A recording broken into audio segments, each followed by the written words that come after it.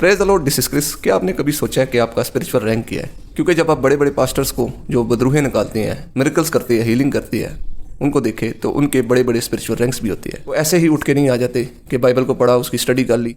इन high spiritual ranks के लिए उन्होंने बहुत मेहनत की होती है। तो आप कैसे पता लगा सकते हैं कि आप अभी किस रैंक पे हैं? तो एक बेसिक नेचुरल फिनोमिना में आपको इसको चेक करना होगा, जिसे स्लीप पैरालाइज कहती है। तो वो एक कंडीशन है जिसमें सोते हुए आपका ब्रेन अचानक एक्टिव हो जाता है और आपकी सराउंडिंग्स में जो कुछ हो रहा है वो नजर आ रहा होता है आपको, लेकिन आपकी बॉडी पैरालाइज होती है। तो इस स्लीप पैरालाइज की कंडीशन में लो रैंक्स के डीमंस आप पे अटैक करते हैं और वो आपको विजिबल नजर भी आ रही होती है और उनको सुन भी रही होती है और वो आपकी बॉडी पे अटैक करने की कोशिश करती है, जिसकी वजह से उस टाइम पे लोग घबरा जाते हैं। लेकिन अपना स्पिरिचुअल रैंक चेक करने के लिए आपने उन डीमंस को रिब्यूक करना है in the name of Jesus Christ. अगर वो आपके इस कमांड को ओबे करते हैं और चले जाते हैं तो इसका मतलब है आपकी स्पिरिचुअल वर्ल्ड में कुछ वैल्यू है, आपका कुछ रैंक है। लेकिन अगर वो डीमंस आपको ओबे नहीं कर रहे तो इसका मतलब है कि आप स्पिरिचुअली डेड है और आपकी कोई वैल्यू नहीं है स्पिरिचुअल वर्ल्ड में। तो स्पिरिचुअल वर्ल्ड में हर डीमन का एक रैंक होता है।